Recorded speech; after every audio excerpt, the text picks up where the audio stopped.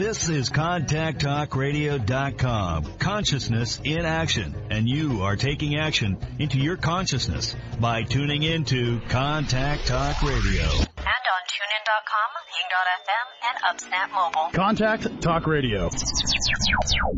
Long ago, before this day's confusion did begin, throughout the stars did we go wandering. Distance was no barrier, and time it had no hope. Free to come and free to go. Free to come and free to go. Open up the book of stars. Hello, everyone, and welcome to Karmic Evolution's Astrologically Speaking. I'm your host, SHERI HORN HASAN of Karmic Evolution Astrology, and I'm coming to you on March 10th, 2022 from Contact Talk Radio. Just a quick reminder that this show aims to bring you the truth about astrology and your soul's karmic evolution.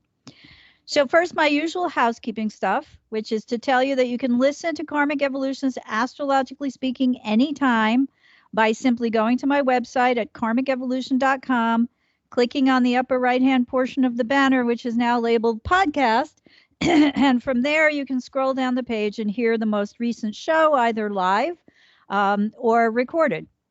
You can also search there for archived listings of past shows that you might have missed or to which you'd like to listen again. Separately, feel free to follow me on my Facebook page, Karmic Evolution for Your Soul, where you can sign up for my Conversations About Consciousness newsletter as well.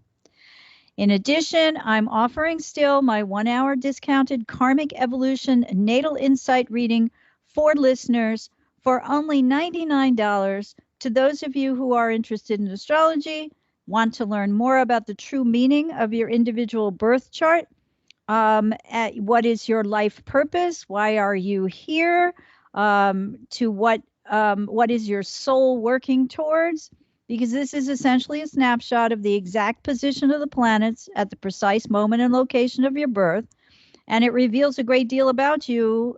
So if you use a chart reading as a tool, or astrology in general as a tool for soul growth, a Karmic Evolution Natal Insight reading can be tremendously helpful for, again, learning your soul's purpose, your mission in this lifetime, how to move towards your highest destiny. It identifies patterns of behavior that originated early in life and or during past lives that can be affecting your current relationships, your career, your finances, and or your health. But in identifying these patterns of behavior, it serves to help you realize that they may no longer serve your soul's karmic journey moving forward.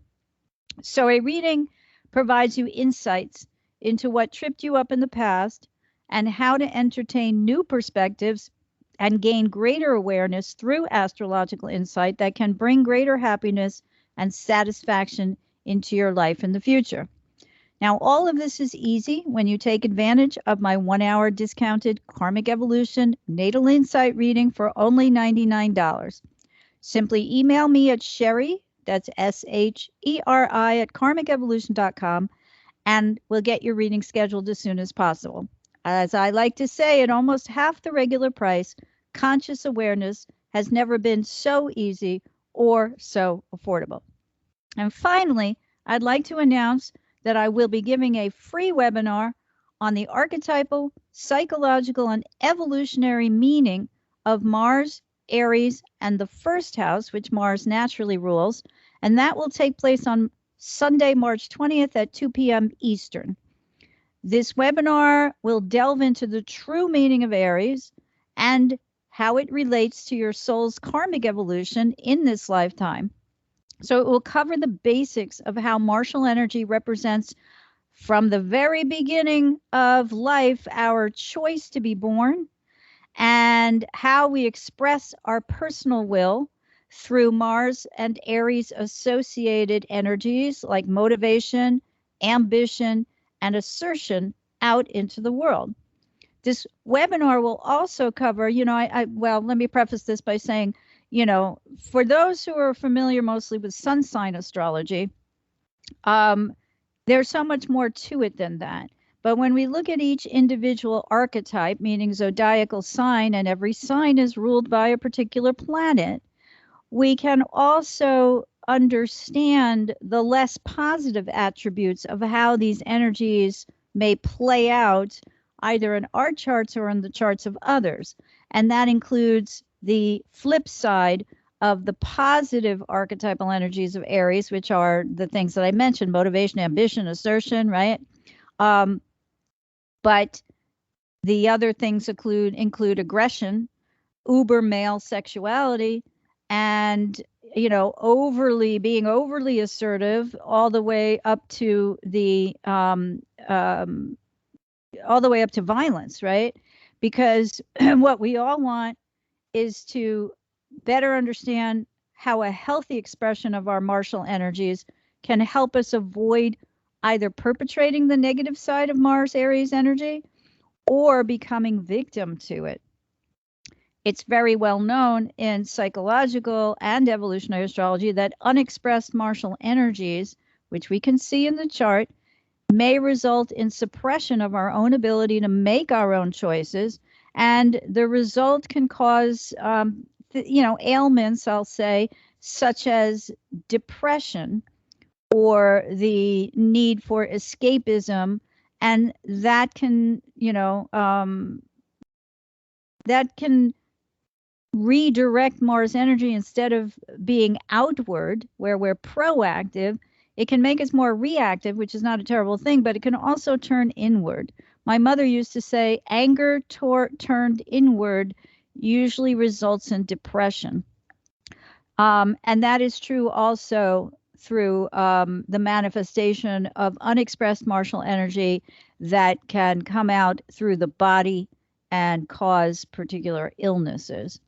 So I would love it if you join me to explore all of this and to learn more about the truth about Aries and your soul's karmic evolution, again on Sunday, March 20th, which is the day that the sun enters Aries and the spring equinox as we move towards summer in the northern hemisphere.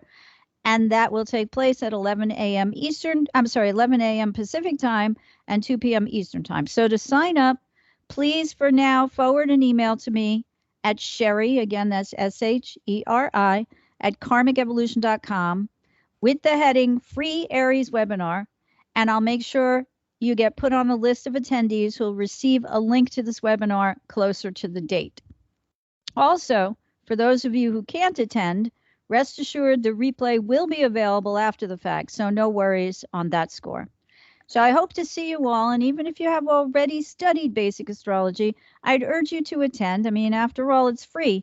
Even if you just glean or pick up a few additional insights from the psychological and evolutionary astrological points of view. All right, so let's get on now to this week's astro news you can use. Now that we're in the waxing portion of the monthly lunar cycle, since the Pisces new moons meet up with expansive Jupiter on March 2nd, it would seem that the heavens are reflecting back to us, as usual, through the macrocosm of the collective, how grievances from the past have resulted in a strong sense of emotional loss. And it's actions taken to heal this sense of loss by returning to or daydreaming about our glory days of the past that may have resulted in both a realignment of some friends and groups and or the break from or alienation between ourselves and friends and groups. So this lunation and its cycle, which hit its first quarter waxing square earlier today on March 10th, allows us on the personal level to imagine, or let's say dream, our way toward a better future. The key here, though, especially since this Pisces new moon combined with Jupiter in Pisces, is not to get carried away dreaming or daydreaming about fantastic, unattainable ideas or notions or future plans, but rather to make sure that we plant the seed now, and we're still in this cycle, so it's not too late. Plant the seed now in our imaginations that can actually blossom and manifest into practical, logical, concrete reality in our lives, right? The dream is no good if it's just a dream, right? Because then it becomes an eternal dream. And if we stay stuck in it, well, I mean, it's nice, but what's the point? I mean, that's particularly escapist, right? Now, in addition, it's important to remember that as this cycle waxes, this monthly lunar cycle, and culminates at the Virgo full moon next week on March 18th, the nature of Pisces archetypal energy may infiltrate our psyches. And that's especially true for those of us who are empaths, meaning we feel the world's collective pain acutely right now. So if we look at what's happening on Earth right now, as a reflection of what's going on in the cosmos, we can see how this last lunation has played out and continues to play out, for example, through the current Russian invasion of the Ukraine. Now, bear with me, please. Those of you who may be tired of hearing about this, I understand, that I use the major happenings, or please do understand that I use the major happenings in the world as a gauge through which to interpret the greater meaning of the astrological movements of the planets. When we can understand how and why major events are happening around us, we can then filter these down to further extrapolate from them what meaning they may have, if any, in our personal lives. Now, I mentioned Ukraine first because clearly it's been dominating the news cycle, not just in America, but throughout the world for the past 2 weeks. Beginning on February 24th, as Mercury in Aquarius squared Uranus and Taurus, a swift change in values that created the kind of tension that pitted one group's values against another's, Russia launched its military attack on Ukraine. Immediately, we can see how the dreams of some, such as Vladimir Putin, were put into action in the form of waging war. Now, most of us news watchers know at least some, if not a lot, of these details. So I'll try to stick to the astrology as much as possible in order to really try to pinpoint how the symbolic nature of the planets and aspects relate to what's happening here on terra firma. So this war expanded as we approached that March 2nd Pisces new moon Jupiter last weekend. We watched the slow international spread of the vilification of one leader, while another was hailed as a hero for his bravery in not turning tail and running away, despite offers to get him safely out of the country as the bombs continued to fall. And I'm mindful of the quote by John Milton from his Paradise Lost, which says, and I quote, "They also serve who only stand and wait." And to me, this sums up the energy of how many of us feel right now in the face of watching others suffering.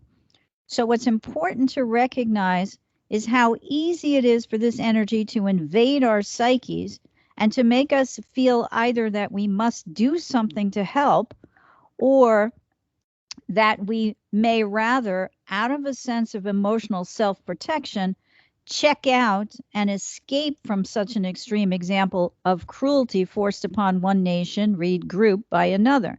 Okay, it's Pisces energy says, oh my God, life is harsh. I can't deal with the harsh cruelties of life. I'm going to have a drink. I'm going to go to sleep. I'm going to play a video game. I'm going to, take some pills and go to sleep. Whatever. On the downside, such escapist behavior can lead to feelings of helplessness, or I should say feelings of helplessness. Victimization can lead to escapism, and one of the ways we can escape is literally through depression.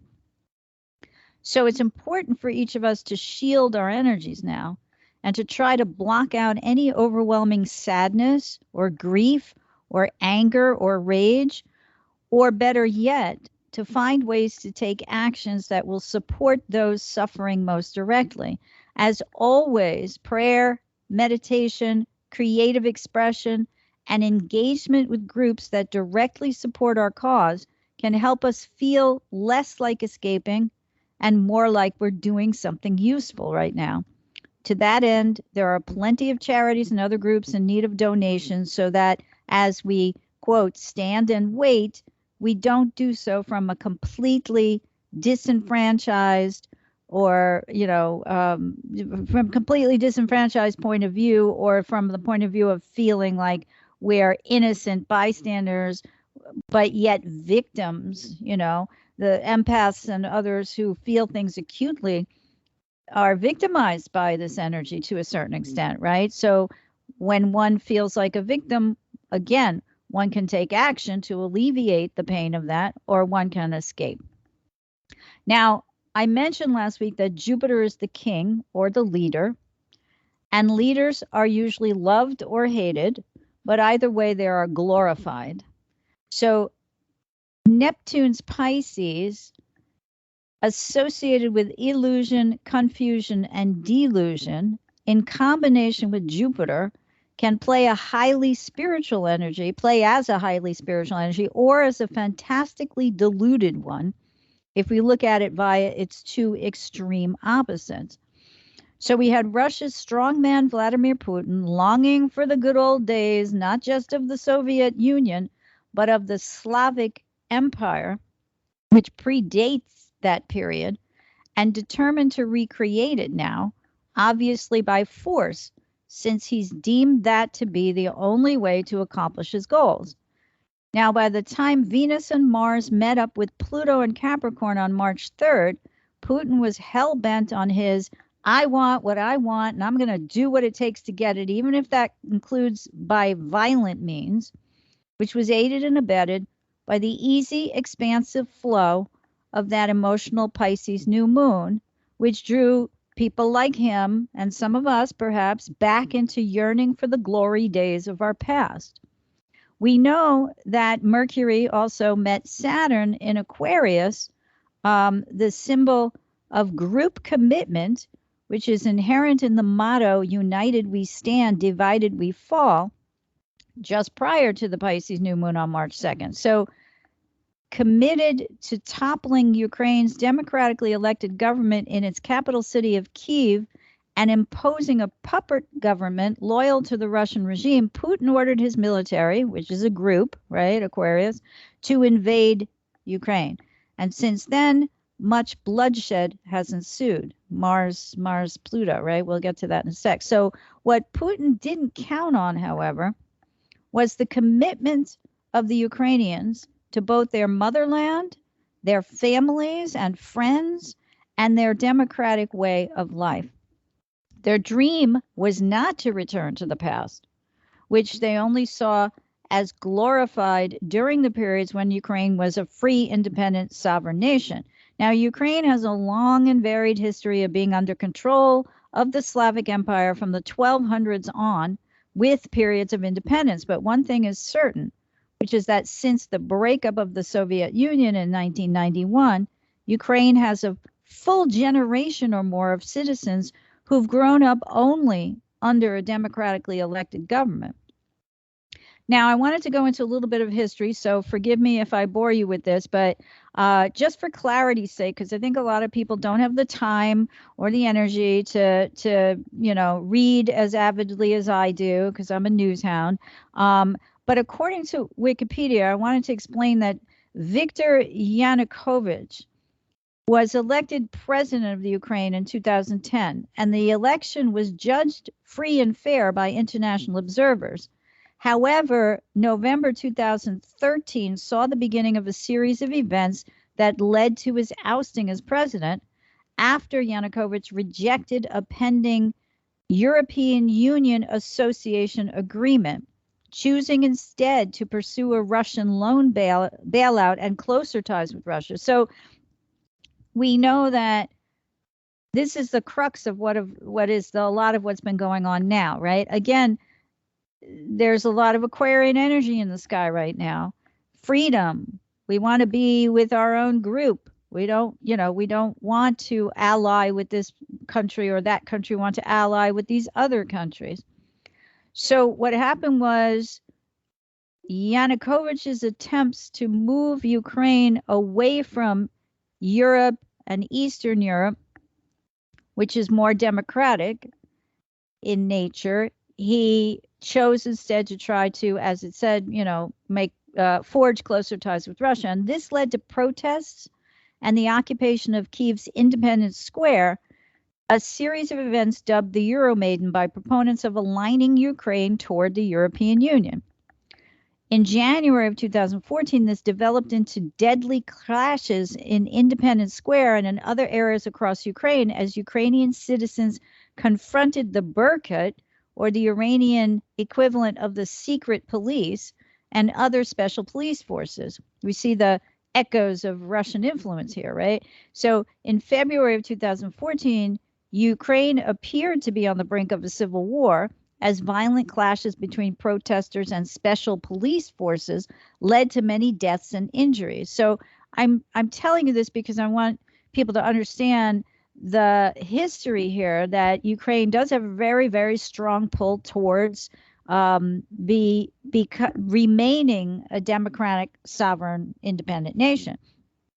And on February 21st of 2014, Yanukovych claimed that after lengthy discussions, he had reached an agreement with the opposition, but later that day, he left the capital for Kharkiv, saying his car was shot at as he left Kyiv, and he traveled next to Crimea and eventually to exile in southern Russia. So again, I point this out because look at the juxtaposition between that leader with sympathies to Russia and the current president, Vladimir Zelensky, who has refused to leave his fellow countrymen to be, attacked and potentially decimated by Russian tanks and lethal weapons and bombs and all of that. So we now know that Russia annexed the Crimea, which is the southeastern portion of Ukraine, in 2014, as Putin claimed there were more Russians living there than Ukrainians, and that it rightfully belonged to Russia. Now, at that time, the lack of any serious sanctions or sanctions with teeth or biting sanctions or response from the U.S. or European or NATO allied countries allowed this Russian takeover of that portion of the Ukraine to stand. And nor did, so what happened, as I said, is that Putin didn't count on the unification of those in the Ukraine. He apparently, according to reports, figured it would be a walk in the park or a cakewalk, right? But likewise, especially given the recent history of countries like the U.S. under the Trump administration, which weakened our solidarity with NATO, which is the North Atlantic Treaty Organization, Putin didn't count on the fact of that organization would unify and express even greater solidarity than it has over the last 4 or 5 or 6 years. Now, for those who don't know, NATO, again, the North Atlantic Treaty Organization, which I believe came about in post-World War II, promotes democratic values, and this is from the site, and enables members to consult and cooperate on defense and security-related issues to solve problems, build trust, and in the long run, prevent conflict. And NATO currently has 30 members, including the U.S. and Canada and most of Western Europe, and many of those countries which gained back their independence after the fall of the Soviet Union in 1991, including Slovakia, Latvia, Lithuania, and Estonia, among others. Those are the Baltic states. So back now to that Mercury-Saturn conjunction in Aquarius at the Pisces new moon Jupiter, which together had the effect of heightening our commitment, be they to one group or the other involved in this conflict. I'd like to remind everyone, too, that whenever we see Saturn involved in an aspect, be it in the sky, in our natal charts or in a Saturn transit to our natal charts or to another planet or another planets to our Saturn in our chart, events do not necessarily happen immediately because Saturn's archetypal nature is to be slow and cautious, often, and also heavy. Often it can take some time for its effects to concretely manifest. The exceptions would be if an aspect involves Uranus, which often does have a more immediately felt effect when it aspects another planet. However, we also know that Saturn's been squaring Uranus for a year and a quarter now, since pretty much the beginning of 2021, and that the Lord of Karma, and Saturn's known as in Greek as Kronos, the Lord of Time, will continue this square dance for most of 2022. I've mentioned already that they're separating now from the square, but they will come back together much closer within a degree in the fall, somewhere around the middle or end of September through the end of October, the beginning of November. So the longer Saturn's resistance to Uranus's need for more progressive change, the more like that at some point, the more likely it is that at some point something's going to blow. So we've seen this because Saturn's in Aquarius and square Uranus, the modern ruler of Aquarius. We see all this Aquarian energy in Aquarian-themed group actions, such as the protests against George Floyd's murder in May 2020, the Black Lives Matter protests, when Saturn first dipped his toe into Aquarius and lent his resistance in the form of opposition to those seeking changes to a racist police system. Saturn defended the police while, quote unquote, the people or the group, right, the humanitarian oriented people came out as a unified group to protest the unnecessary brutality of organizations, read groups like the police. The other exception that's similar to this is when Saturn and Mars are in aspect, because like with Uranus, Saturn tries to resist Mars' need for action. And this leads often to a great deal of frustration that at some point will often explode into anger. The problem with frictional Mars-Saturn or Saturn-Mars aspects is that often, if and when we explode into anger, we take that anger out on the wrong party. So that's another matter. But again, this can take time to build. You know, this is a slow frustration building. And so things may happen at the exact aspect or directly following it due to Saturn's strong resistance of any kind, you know, to change. But as the Russian invasion of Ukraine progressed, and Venus, Mars, and Pluto all allied in Capricorn on March 3rd, while the Sun joined expansive Jupiter in Pisces March 5th, and then Venus and Mars both entered humanitarian, social justice, futuristic, technological, and group-oriented, but ideologically fixed air sign Aquarius on March 5th or 6th, depending on your time zone. What have we seen happen as these energies waxed and perfected? What's expanded as per Jupiter's presence at this last new moon and its conjunction first with the Pisces moon March 3rd and then with the Pisces sun March 5th? What alliances have been broken and or formed and or reformed since the Venus-Mars-Pluto conjunction in Capricorn, followed by the two lovers' entrances and meet up in Aquarius? And how is this playing out since Mercury entered watery, empathic, spiritual, creative, and emotional, but often dreamy and vaguely imprecise Pisces yesterday, March 9th? So let's unpack this slowly. First, the Pisces new moon planted seeds that involve going back into the past, as I said before, and daydreaming about our glory days. So we might still be stuck there now. as this monthly lunar cycles energy waxes towards the Virgo full moon on March 18th. And if we're, say, like Putin, which isn't to say that, we're cruel, nasty, horrible people, but just in the sense that we may be recalling those good old days wistfully, but likewise determined through the strong commitment of Venus, Mars, and Pluto in Capricorn to recover or repossess those good old days, regardless of methodology. In short, even if we have to fight, we're going to get what we want. But the point is that we are the heavens can help us to understand that it's this Piscean emotional attachment. Remember, Pisces is water. Pisces likes to absorb. Pisces likes to merge. So if our emotions are merged in thinking about the past, or emerged in thinking about the past, they prevent us from moving forward into the future, number one, which is something I talked about last week, I believe, but also they can keep us stuck in the negative feelings of the past. And through our daydreaming, our fantastical thinking, we create fantastical plans that we think will exact revenge on those who thwarted our happy, idyllic relationships or jobs or locations or whatever, in the past.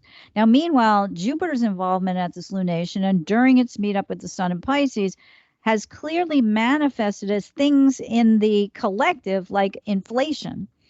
It's being reported today by much of the mainstream media that prices rose by 7.9% in February compared with last year, but also that inflation remains at a 40-year high.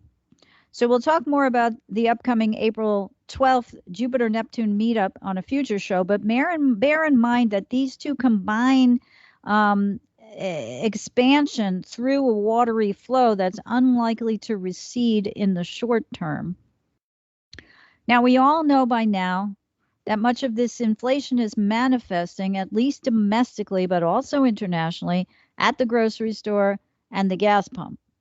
So if we consider that Uranus and Taurus, which is where he's been since the spring of 2018, has been calling us to change our values, it would seem pretty obvious that recent circumstances, and here I mean the reduced need for gas and oil starting during the coronavirus pandemic in very, very late 2019, but mostly in early 2020 here in America, and coming to a head now as President Joe Biden announced Tuesday that the U.S. will cut off its import of Russian oil and gas, which, by the way, only accounts for about 4% of U.S. imports, reflect the universe's call for all of us to reduce our gas and oil consumption as a matter of both saving the Earth's resources from depletion and protecting the Earth as we experience an expansion in climate-related tragedies such as fires, droughts, hurricanes, tornadoes, tsunamis, etc.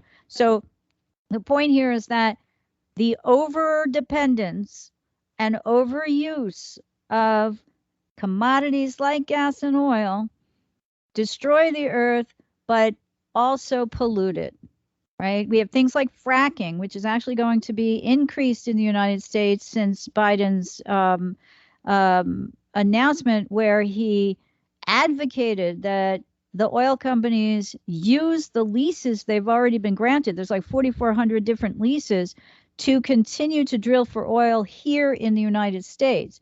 So we have this double hand, and here's that Mercury in Pisces, which I'm going to get into in a minute. And it's sort of like, Mercury is Hermes, the messenger in Greek, but also Mercury's the Roman, but he's known for his sleight of hand, take from Peter and give to Paul. It's like, well, I'll do this, but I'm not going to tell you that the result is going to be that. So there is an interesting kind of thing. The collective is with him. The other thing that Jupiter's presence right now, I noticed, has manifested is, I think this was 2 days ago. I don't have the source for it. I heard it on TV. It was probably on MSNBC somewhere, but they said that after he announced the oil embargo of Russian imports, his popularity went up 9 points. And I think it was either from 36% to 40, I think it was 37% to 46%. So that's an interesting aside and just another little interesting Jupiterian fact. So expansion, inflation. Inflation comes in many different levels. I mentioned last week that, Zelensky, President Zelensky, has a Leo moon, right? So he's the hero. He's the lion-hearted. That's what they were calling him last week in the news. And brave, all these things that we attribute to Leo. He also is on the airwaves. He's made his presence known, right? He's not hiding. He's out there like a lion performing. Not that I'm accusing him of performing for effect, but there is a certain amount of that, right? I have to be strong. I'm going to project myself as strong, and that will keep my people strong. So meanwhile, if we go back to the effects of that Mercury-Saturn meetup in Aquarius on March 2nd, we can see how it's played out and is still playing out now. Now, remember what I just said about Saturn transits sometimes being slow to manifest. And remember that Capricorn is associated with business. So combined with the fact that Saturn's in Aquarius, joined now by Venus and Mars, we've seen a large amount, Jupiter, of corporate businesses, Capricorn, either withdraw from Russia entirely or block Russians from using their services, including through the banking industry. And I'll just remind everyone that Mercury also archetypally represents commerce. So while Capricorn is business, Mercury is the movement of goods and services. So remember also that Venus and Pluto both have a connotation with finance, Venus with the value of things like currency, and Pluto with wealth, particularly through things that are mined from underneath the ground or from the earth. And I'd mentioned numerous times, I think already, but I think I focused on it last week, that Mitchell Lewis, when he was a guest on my show, he believes that oil and the things that come from underneath the earth are ruled by Pluto.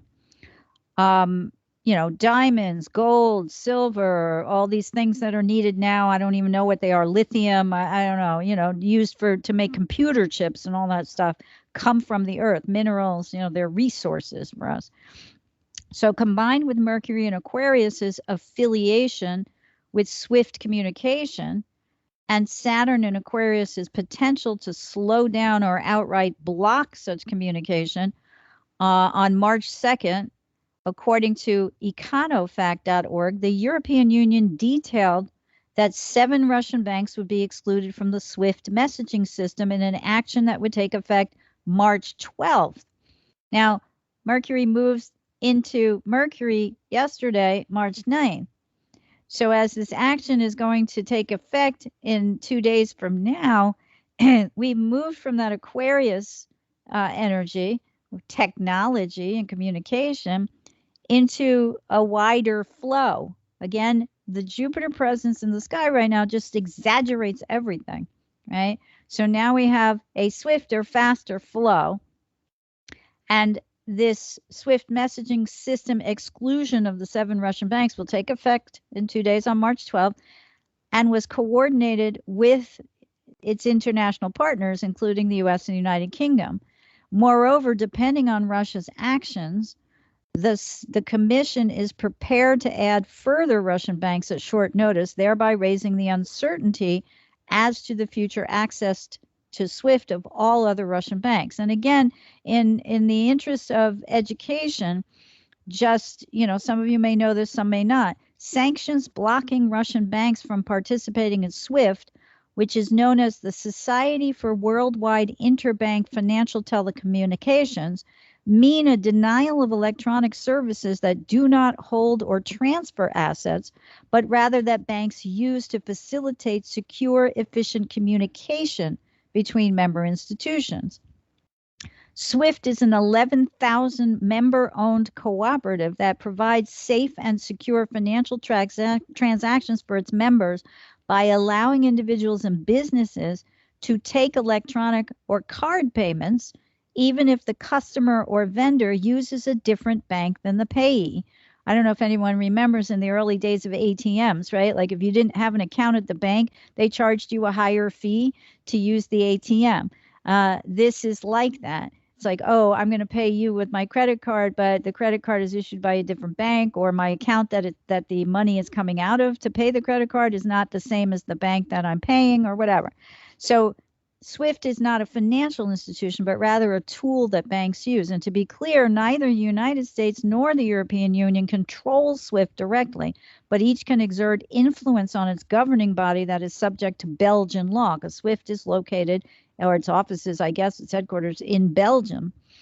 And as of February 28th, which was 4 days after Russia invaded Ukraine, the United States, the EU, UK, and Canada agreed to enhance economic sanctions against Russia by removing select Russian banks from the SWIFT messaging system, and then almost immediately following, Japan announced it would do the same.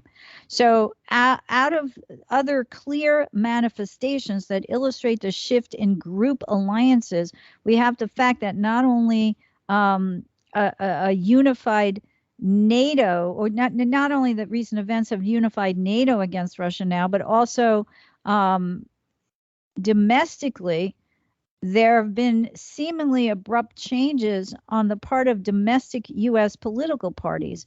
I mean, last night, the House of Representatives here passed, and I'm trying to find it was a 15.9.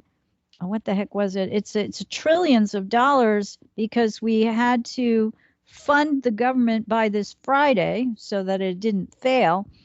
But in it is, hang on, because this is the part I didn't get to actually add to my comments, and here it is.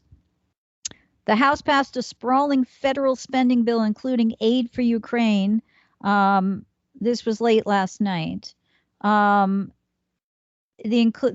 is from the New York Times. The exclusion of the 50, oh, that's a different story. They focused on the fact that the bill dropped COVID pandemic relief in the form of funding new vaccine research and things like that.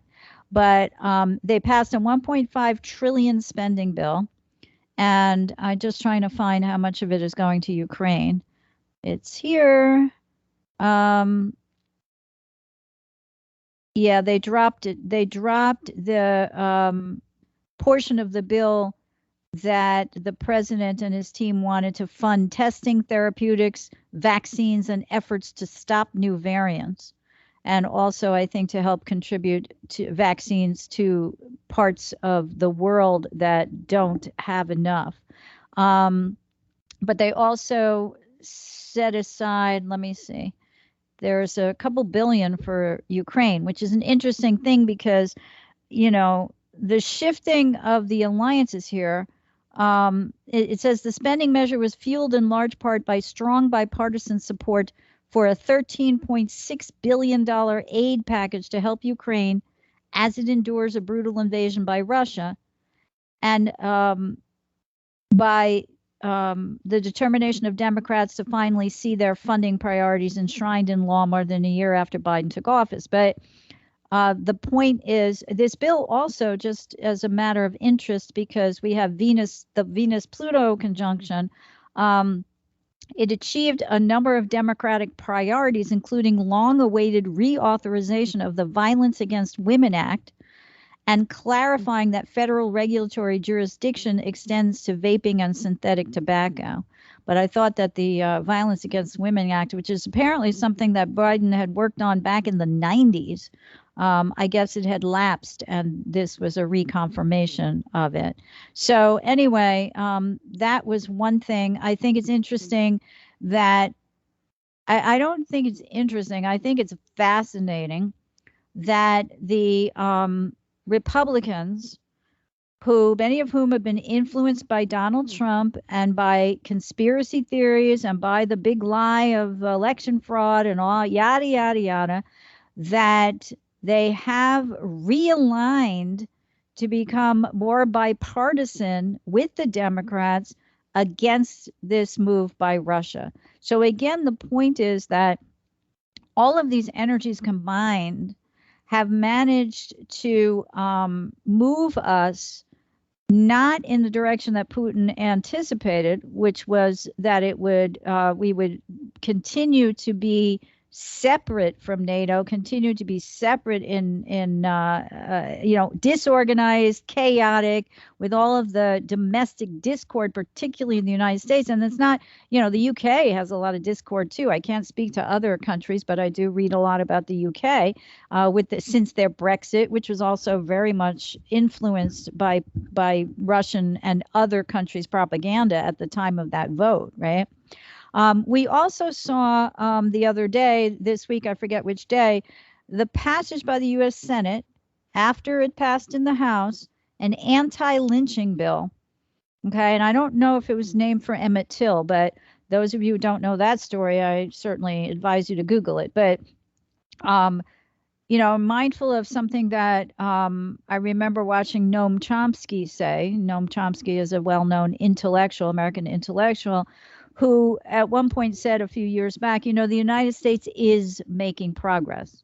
Like, for all of its flaws and all the things we object to and all of the problems that happen, on a daily, monthly, yearly basis, we have to realize we're still inching towards progress. And I would say that the passage of this anti-lynching bill, making it a crime, a hate crime to lynch anyone, obviously born out of the horrible, horrible lynchings of mostly Black people in the South and, in other places in the United States, that this is a huge, huge, huge significator of these two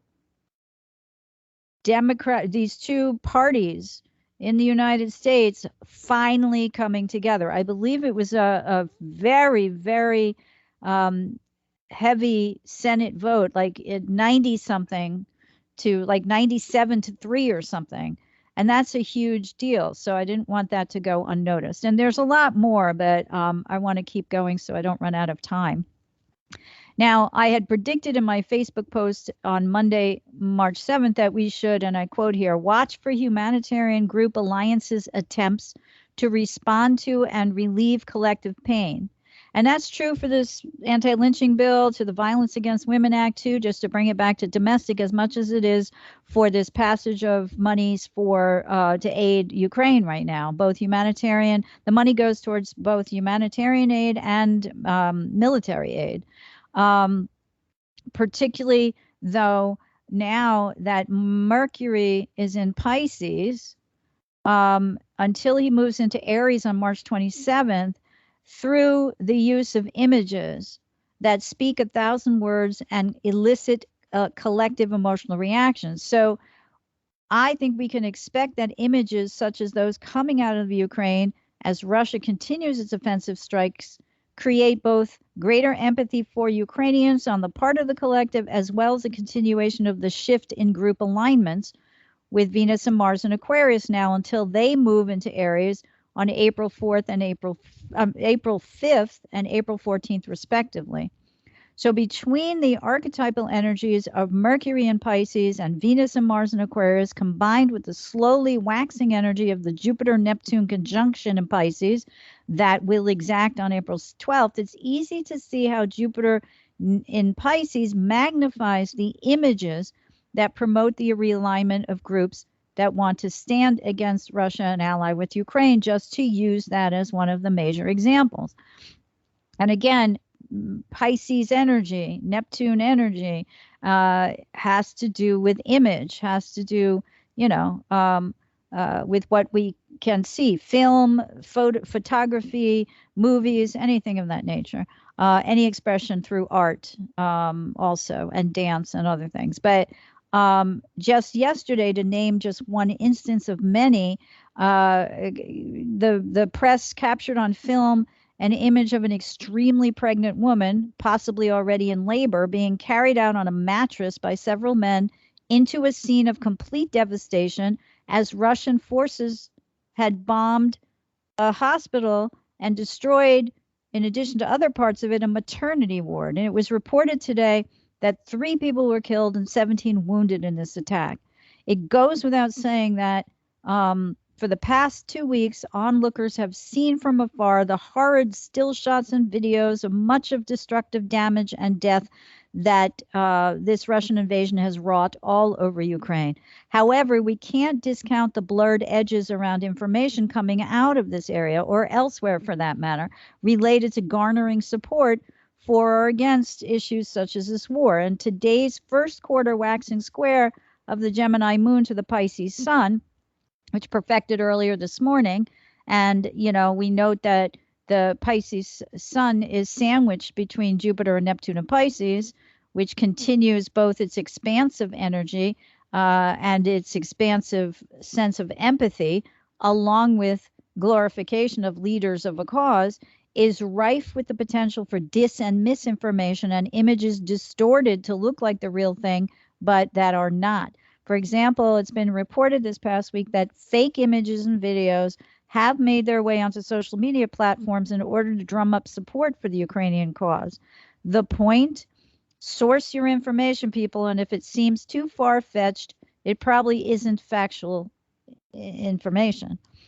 Now, the thing here is that this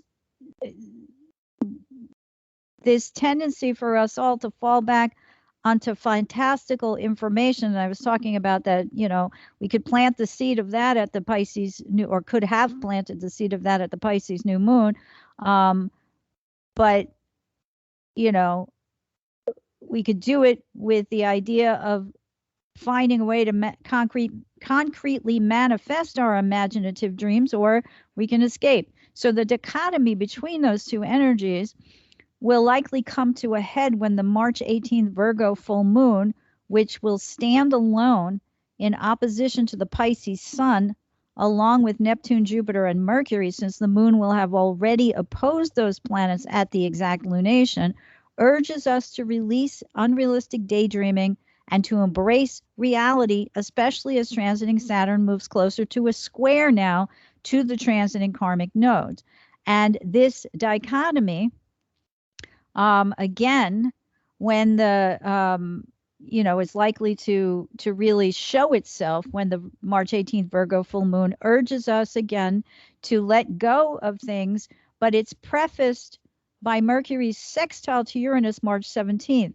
Mercury sextile Uranus's energy provides us the opportunity to successfully solve problems spontaneously, especially through solutions which may have eluded us previously. Further, our perspective shifts to viewing these problems as challenges rather than as threats, particularly in or through the realms of science, technology, transportation, and communication. So I'd say that, these energies can play either way, right?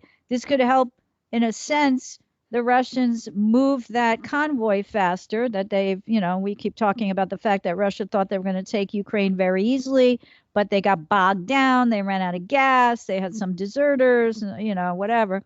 Or that, the other side, meaning the West in general, will be able to continue to use technology to stymie communications, such as the SWIFT tactic, or to engage in cyber attacks, as well as the ability to cause further breakdowns in communication by the enemy of any sort, right? So I'd stay tuned for more of that as this week progresses into next, and we wax toward the March 18th Virgo full moon's energy. Now, there's this Virgo full moon will oppose the Pisces Sun and the other planets I mentioned at 27 degrees and 40 minutes from the Mercury-ruled sign of Virgo at 12:18 p.m. Pacific and 3:18, oh boy, I wrote p.m. and a.m. All right, hang on a second, because let me double check. That's just a typo. No, it does occur in the morning. Yeah, it'll occur at 12:18 a.m. Pacific time and 3:18 a.m. Eastern time on March 18th. So that's in the very early morning hours. So as this lunation occurs, again, we're asked to release any unrealistic fantasies and to get our facts straight. And this is akin, I have more. I would encourage you, it'll be up before my next show, I'm sure, next week on the 17th, what I had written in part is, the moon is going to ask the Pisces sun, is what you're dreaming about grounded in logical fact? Does it make any sense? If so, let's see the plan, right? Because again, Pisces energy is vague. It's like they said, she told me, he announced, who, what, Trump is perfect for that with his Mercury square Neptune. They say, well, who are they, right? So this is what I had written. In the absence of any earthy, concrete, physical proof, the Virgo moon is apt to be doubtful and to criticize Neptune's Pisces sun. Where the hell have you been? You stayed out late, you're drunk, and now you're saying a bunch of crazy stuff. You need to go sleep it off before you can come to your senses, and tell me what really happened, right? Vague answers and obfuscation do not sit well with Virgo. So when we reach that point, we are going to see a climax where of some sort, not sure who, where, how, what, when, but it's going to be, watch for it, because as we wax toward it, it's going to be like, they're going to call out more of the fake stuff and try to really express collectively the stuff that's literally factually true. All right, so I am out of time for today, and I want to thank everyone for joining me. I hope you found this information presented here helpful as you continue your karmic evolution in this lifetime. Be sure to join me next week, March 17th, for another episode of Karmic Evolutions, Astrologically Speaking, when my guest will be astrologer Lynn Coiner, who recently did a webinar on predictions for 2022, and who is also a medical astrology expert. So I'm really looking forward to that. Until then, may your journey be filled with karmic healing and the joy of greater consciousness. Namaste.